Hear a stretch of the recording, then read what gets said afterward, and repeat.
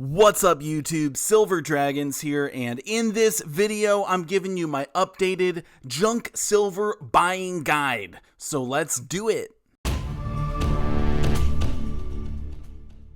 Thank you so much for watching my video. I do sincerely appreciate it. If you want to learn more about investing in precious metals, or if you just want to watch awesome videos about gold and silver, make sure to subscribe to my YouTube channel. Okay, so why am I updating my junk silver buying guide? Well, the first one that I made came out about a year ago, and the information is a bit dated. To put it another way, I didn't account for silver going up in price as fast as it did, so we gotta make a new guide. Now, I am going to give you a link to download the guide at the end of the video, so stay tuned for that. But before I get into anything, I just want to explain what junk silver is for some of the new stackers out there, and then we'll get into how you don't get scammed when you're actually buying this stuff. The term junk silver is referring to U.S. mint dimes, quarters, and half dollars that were minted in the year 1964 or prior. They're made up of 90% silver and 10% copper. The reason we call them junk silver is because they're not pure. If they were 3/9 fine silver coins, they would simply be called silver coins. But because they're only 90%, we call them junk silver. The value of junk silver coins comes from their silver content and not their face value. For example, a single silver dime is worth about $2 because the price of silver is around $28 an ounce. It can be very hard to calculate the actual amount you're spending per ounce when you're buying junk silver coins, and for that reason, I came up with my junk silver buying guide. Alright, so here it is. This is the buying guide. Now I'm going to go over it and show you exactly how to use it so you don't end up paying too much money when you're buying your junk silver, because it is so hard to calculate when you're first starting out. Let's just start from the top and work our way down. This first part here is giving you the formula if you want to do all the math yourself. So it's face value to troy ounces. $1 face value circulated equals 0.715 troy ounces of silver. Now, what does circulated mean? It just means this stuff right here. This is all circulated junk silver. I mean, you can see it's worn down. It's been handled. This was probably jingling around in someone's pocket for 40 years. So yeah, this is considered circulated. Now, uncirculated junk silver is exactly what it sounds like. It is uncirculated. So this is going to be more expensive and usually reserved for collectors. I don't recommend buying this stuff for stacking. But because there is less wear, $1 face value of uncirculated junk silver is equal to 0.723 troy ounces. The most important and easiest to understand is that $1.40 face value is equal to about 1 troy ounce.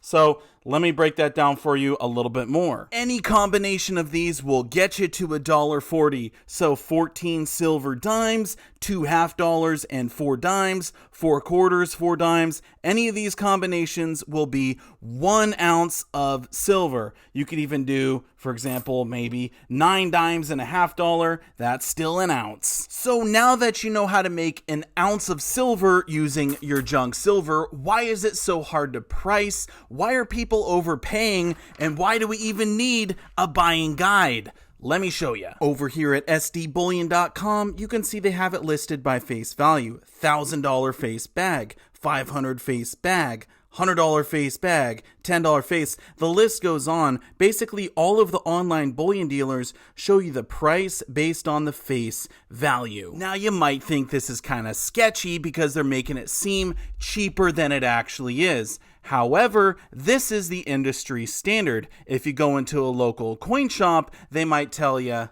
yeah, we're charging about 23x face value right now. Did I just do a face reveal? Anyway, that is where my junk silver buying guide comes in handy, because I have all of the face value multipliers. If you walk into your coin shop and they say junk silver is going for 23x face value, then you just go down to 23x and you can see it is $32.20 an ounce.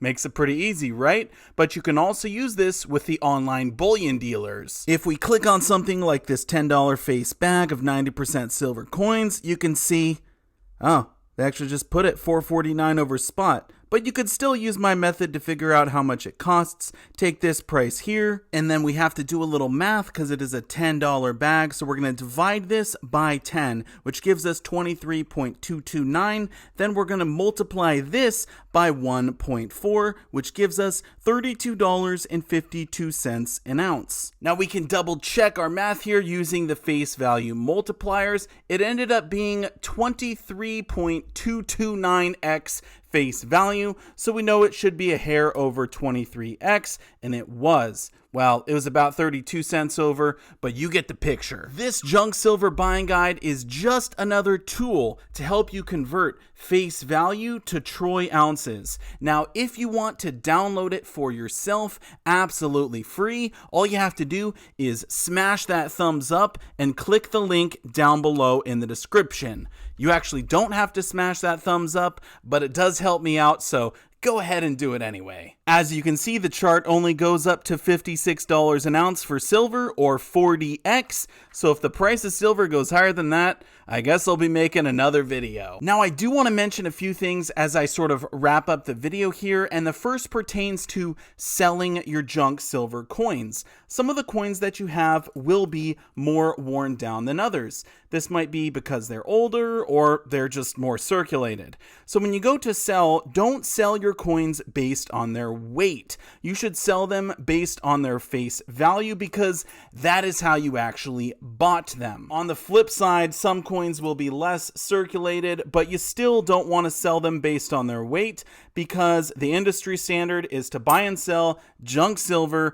based on its face value. Another thing I want to mention is that you can find rare coins when you go through the lots of junk silver that you buy. I did not find this one in particular, but it is absolutely gorgeous, so I thought I'd show it off in this video. If you find any rare old coins, you should check their value by using the United States Red Book. If you go through all your coins, I bet you're sure to find some of them that are old and rare, and they can be worth more money than just the average junk silver coin. And the last thing that I'll mention is that my junk silver buying guide won't work when you're buying peace dollars or Morgan dollars. These are 90%, some people even call them junk silver as well, but they weigh slightly more than their counterparts. So 2 half dollars are going to weigh less than 1 silver dollar. For that reason, these won't work with the face value multipliers, although usually they have high premiums anyway,